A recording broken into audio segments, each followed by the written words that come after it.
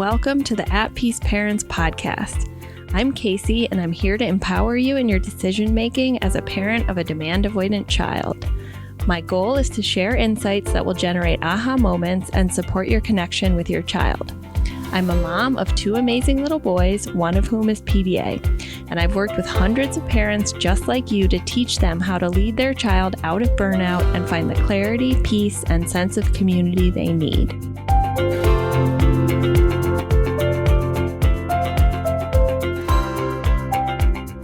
Are you completely burned out, depleted, and resentful from spending all the time you do advocating for your PDA child or teen? So this is an incredibly common experience. It's one that I've been through myself, but I've also witnessed hundreds of families go through this dynamic where, because of the nature of our unique experience as parents and the neurotype of our children and teens, it can feel almost impossible to make true headway and progress when we're trying to advocate for the needs and well-being of our children. Why is this?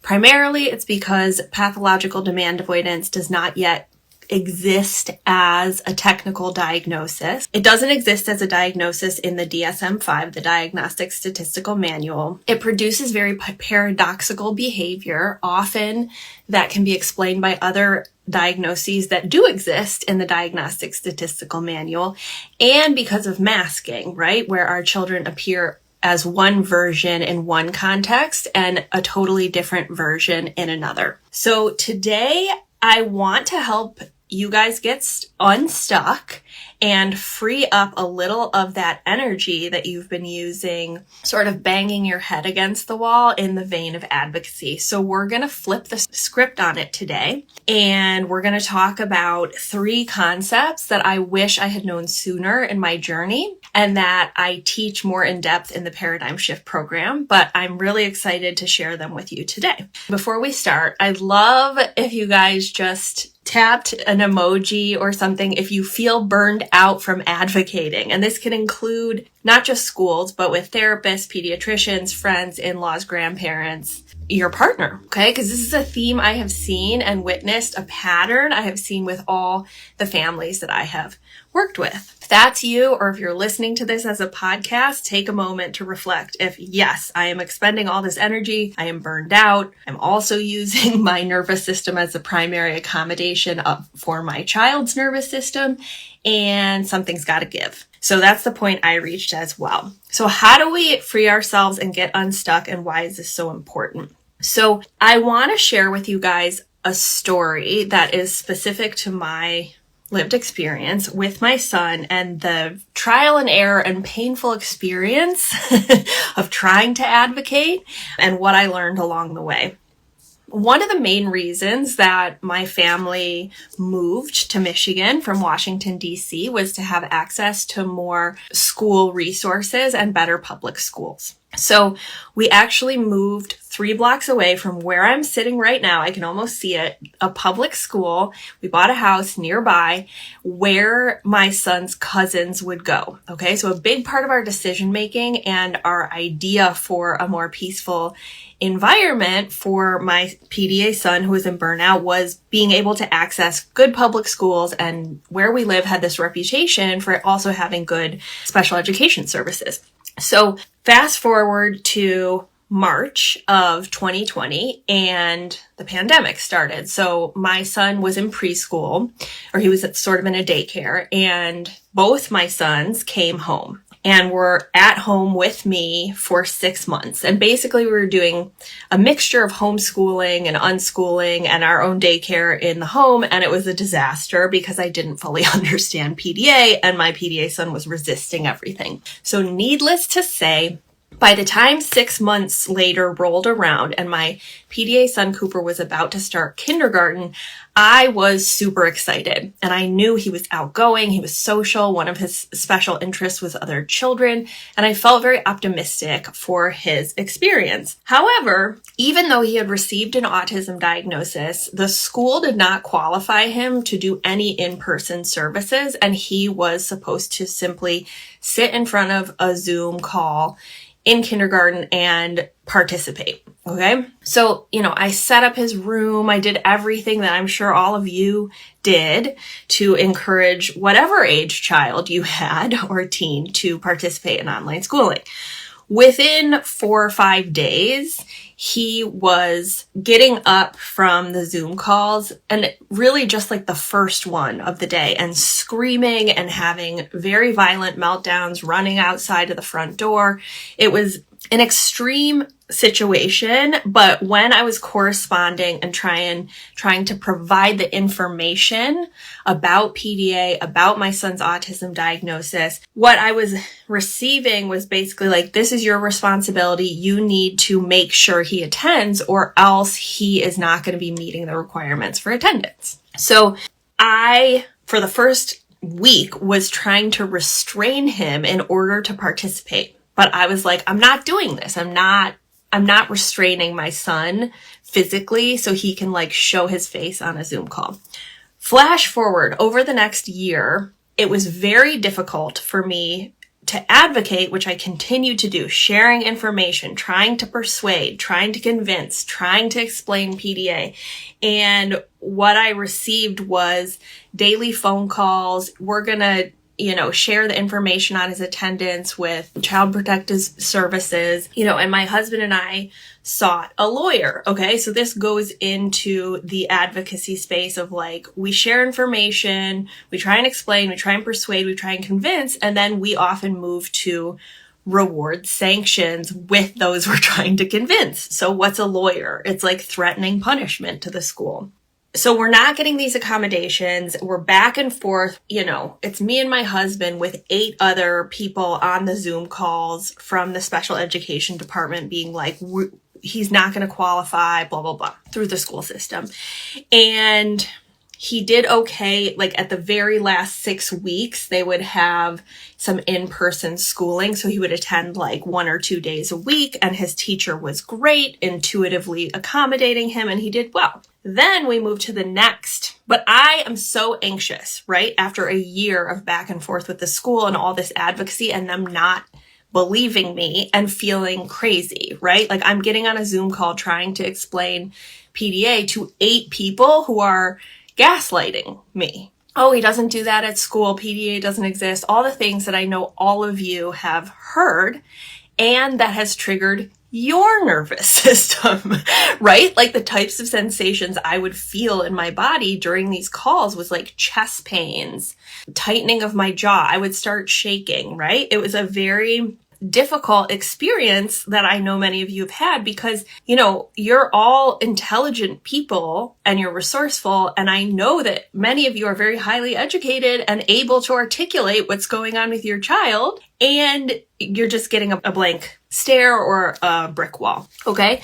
So flash forward to the next year, we had a 504 plan set up, which is a disability plan here in the United States. And some of the most basic requests were, having an opportunity to use like a fidget or being able to chew on things because he was an oral regulator, not ranking him on behavior with the other students because he was coming home and having these insane meltdowns. And we were also trying to advocate to get the service dog allowed to go to school with him. And at that time, he had 2 autism diagnoses, one from a large university here. So this was the school simply not respecting those diagnoses. I'm not sharing this to like throw shade at the school. I'm sharing this to illustrate that I have also been through what I think a lot of you are either going through or have been through with your advocacy experience. And it leaves you with a sensation of like, why can't I explain this? Like, what am I doing wrong?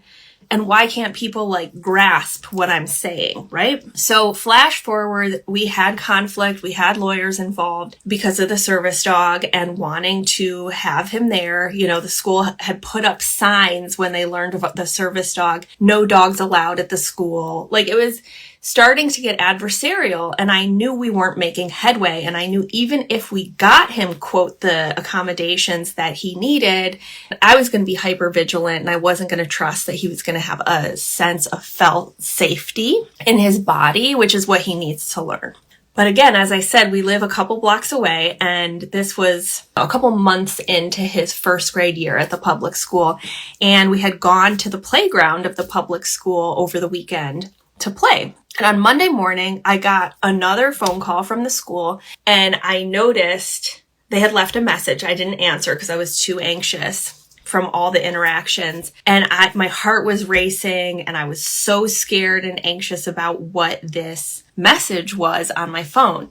And when I listened to it, it was just a message from the front desk saying, "Hey, we found your purse on the playground. You must have left it here over the weekend." But it was a tipping point for me because I realized in my body I was having a panic response just corresponding or interacting with the school.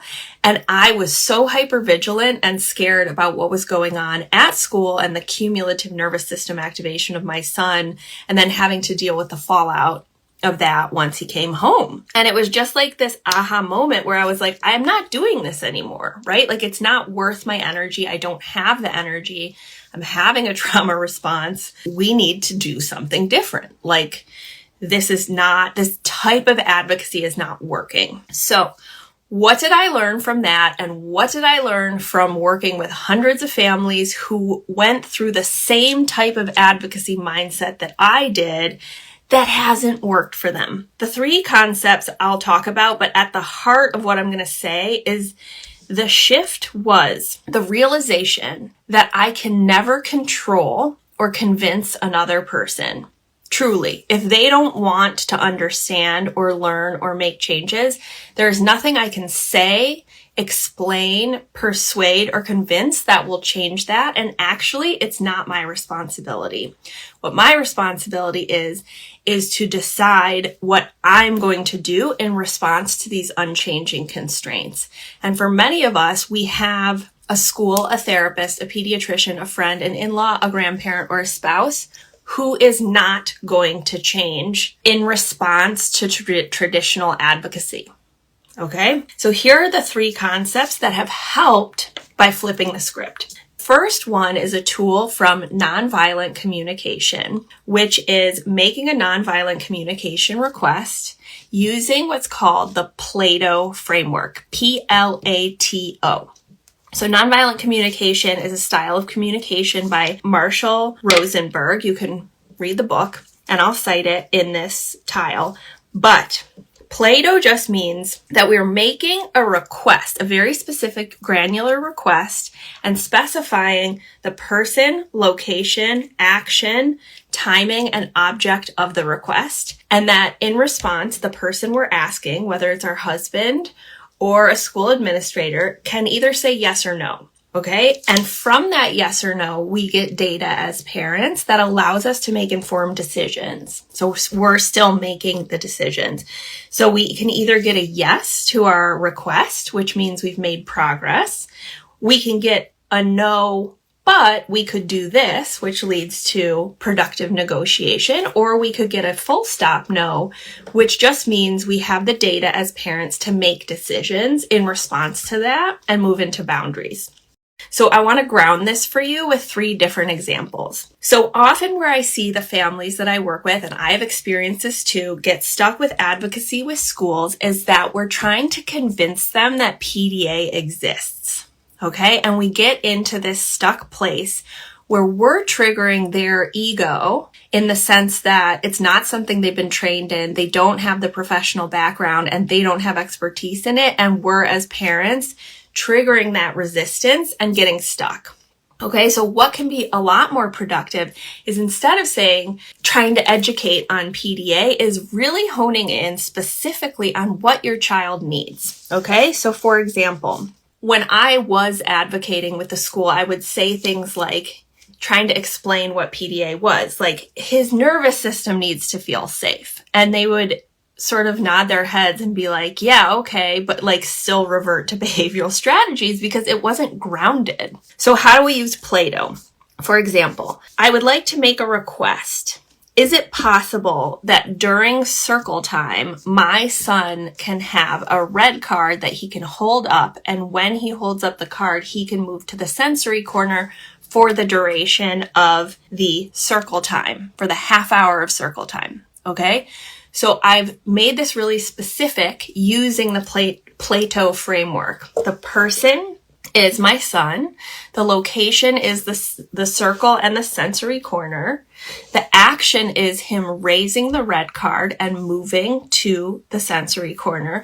The time is very specific. It's the duration of circle time for 30 minutes. And if there's an object, which there is, the red card, we mention that too. Okay, so that's super specific for a teacher or an administrator, and they can either say, yes, that's possible, we can do that, without needing to understand why. Okay, all you're saying is making a request for your child's needs. The other person does not have to fully understand PDA to say yes or no.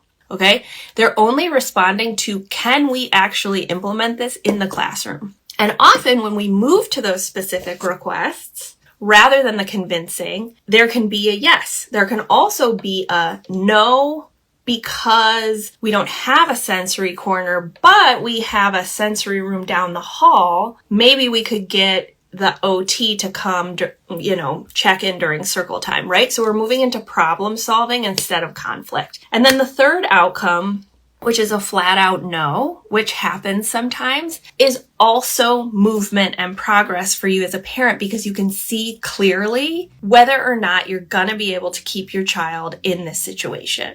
Okay, because when we're staying at the convincing level of like, PDA is a nervous system disability, it's part of the autism spectrum, my son needs another safe nervous system, we're nodding and smiling along and agreeing with these like conceptual ideas, or the administrator of the school is, but we're not actually getting down to the nitty gritty of what we can implement. Okay.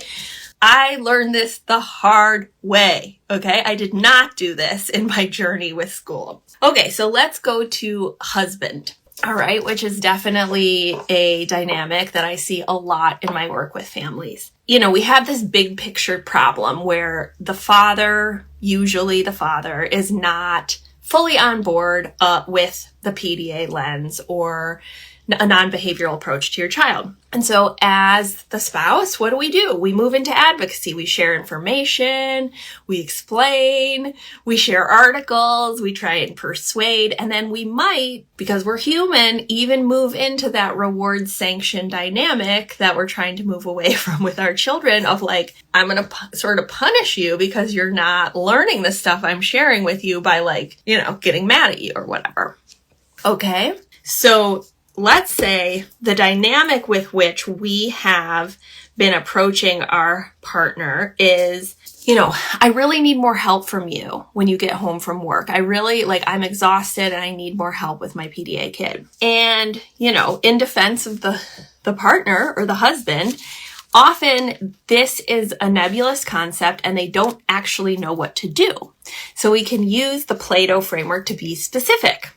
For example, I'd like to make a request. When you get home from work, can you please sit with Cooper while he's watching an iPad for 20 minutes so that I can take a shower? Please do so without looking at your phone and while looking at his screen, okay? The partner does not need to know the logic behind that of like, if you're looking at your screen, then you're not giving the undivided attention that my son needs, and then I'll not be able to take the shower because he will be escalating and you'll be distracted. None of that needs to be communicated. It's just a simple request, right? And we have the person, so the husband, location, couch, action, sit next to and don't go on your phone. Watch the iPad with the child. Time, 20 minutes, so I can shower. And then object is the phone itself of like, put your phone away so you're doing the undivided attention. And you're making a request. And a request means the person can say yes or no.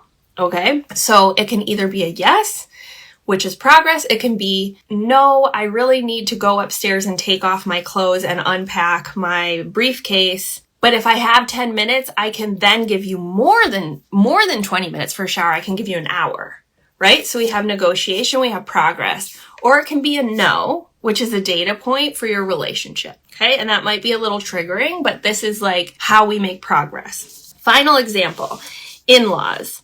using the Plato framework from nonviolent communication. Let's say there's an expectation that you come over once a month for dinners on Sundays, okay?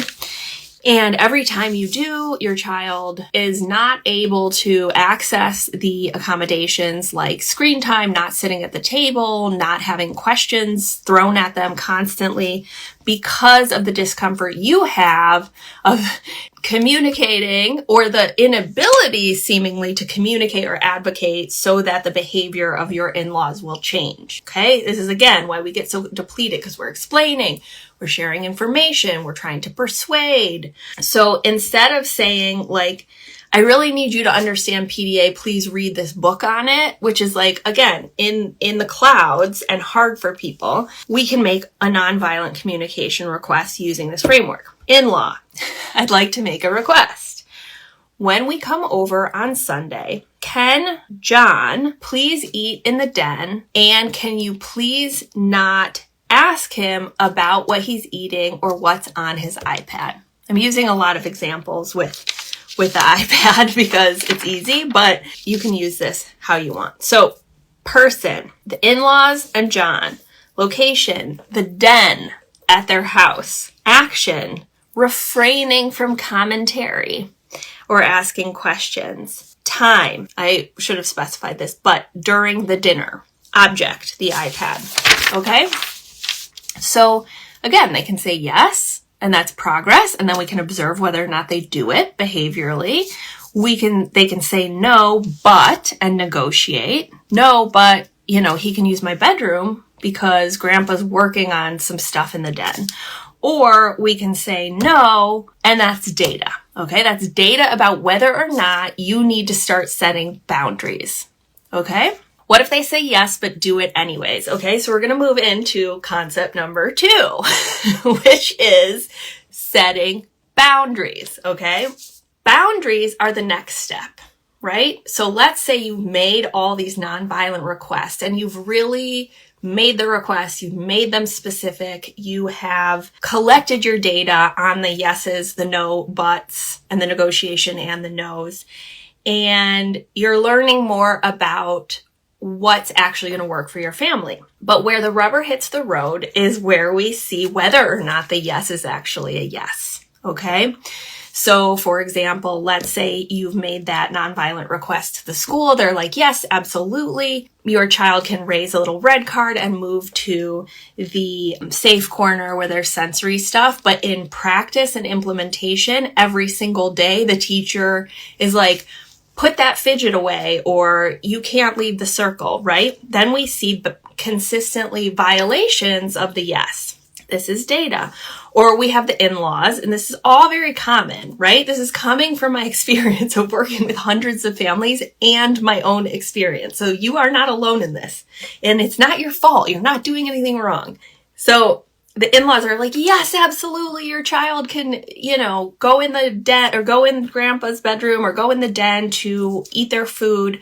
But then there's this running commentary and judgment of you that makes it a space where there's not felt safety. And then your child activates, maybe they mask it, and then you come home and there's an explosion over and over and over again. Okay?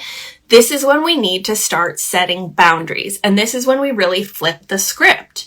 Because where most of us get stuck, myself included, is instead of setting boundaries, we focus on trying to convince others to change their behavior. And there are lots of people out there, even people we love, who are not going to change their behavior based on our convincing, based on our preferences. Okay, so what we need to do is change our behavior. What does this mean? It means if you repeatedly see that the yes is actually a no in practice, that there's continual commentary, or there's continual violation of the 504, which was the case in our family, right? Where my son used a pacifier outside of school, but during school, one of the very basic things that he needed as a child with an autism diagnosis was jewelry, being able to use jewelry and something at the end of his pen that he could chew on for oral regulation. Okay? He was repeatedly punished and had comments upon and had these accommodations taken away from him, even though they were written into the 504. Okay? That's the plan to accommodate his disability. So then we have to start setting boundaries. And this is where it starts to get uncomfortable in our bodies, because a lot of us are fawners, people pleasers, high functioning codependents, etc. Especially if you are a PDA identifying yourself and have an appeasement or a fawn response, which is a nervous system response where you're automatic yesing, you're hyper vigilant to other people's well-being and emotional responses over your own. It's a nervous system response. So if a grandparent is continually commenting and activating your child after they've said they won't, you only have two choices. Your choice is to continually allow the boundary violation and continue to try and convince them and waste your energy and time, your precious energy, or you change your behavior, which is, I think we're not going to be coming for Sunday dinner. It's not working for our family. And that's the hard part in implementation. And I know this because when I set boundaries, I often get like chest pains. So as you guys are listening, either on the podcast or here, feel free to drop into the chat what your body does when you set a boundary. You can just share one word or like the sensation that you feel, because this isn't easy. This is not easy. So for example, the boundary I set with, when the school was continually calling me about my son's attendance for not showing up on the Zoom, my initial response to that was, I need to make him do it because that's the rule. But then I realized my sacred boundary is that I will not physically restrain my child to be on a Zoom call. That's my boundary. I'm not going to do it. I'm changing my behavior. And we have the power and the agency to do this. And setting boundaries, I think, is the thing that actually shifts other people's responses to us. But we set boundaries for ourselves and our family.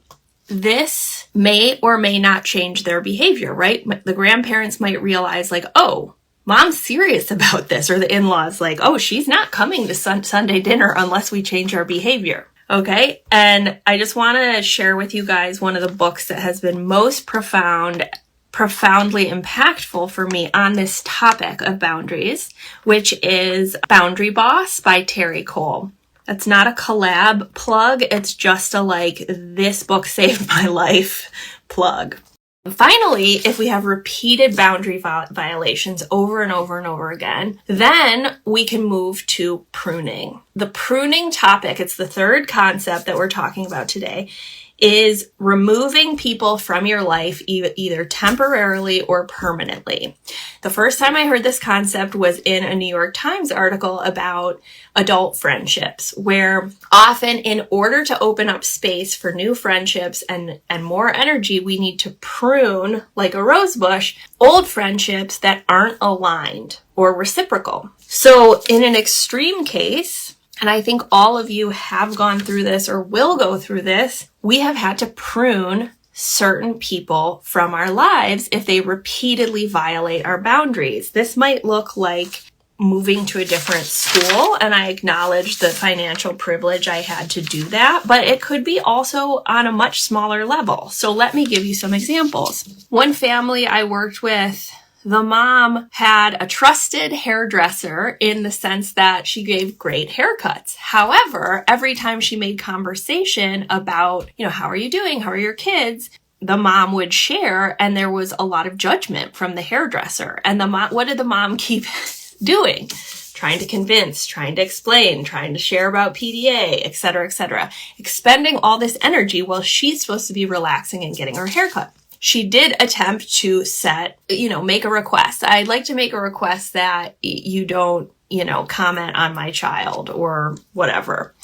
And, oh yeah, sure, that's fine. And then there's repeated boundary violations. And so eventually the decision point was, do I want to keep going to this hairdresser, or do I want to prune this person and find someone else? And I acknowledge that it takes so much energy when your executive functioning is tapped to find a new hairdresser. But because your most primary resource for supporting your child is your energy, it has to be protected. Okay? This might be a therapist who is great in other ways and has been very supportive to you in other seasons of your life. However, they keep saying things like, yeah, I think you just need to be stricter, or yeah, I think, he's letting you run the show.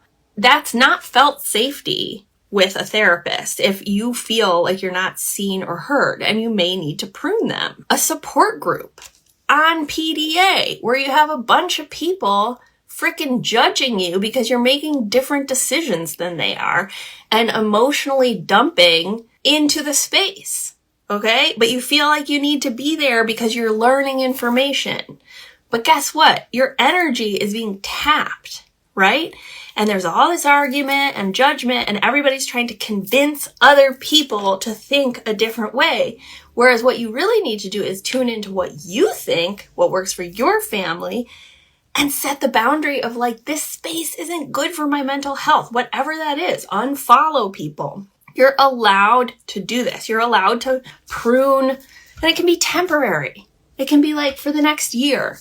I'm going to prune this component of an old friend group because every time we have dinner, all they talk about is their neurotypical kids. And I'm so triggered that I leave feeling resentful and like I hate my life, right? So we have the responsibility to do this. And I will tell you from my experience personally, from not doing it this way and from working with hundreds of families who have PDA kids and teens, this is how you get unstuck from that like head banging against a brick wall sensation that you get from the traditional understanding of advocacy, which is sharing information and explanations to convince someone to behave differently, using persuasion and convincing, and if they don't do that, using rewards or sanctions.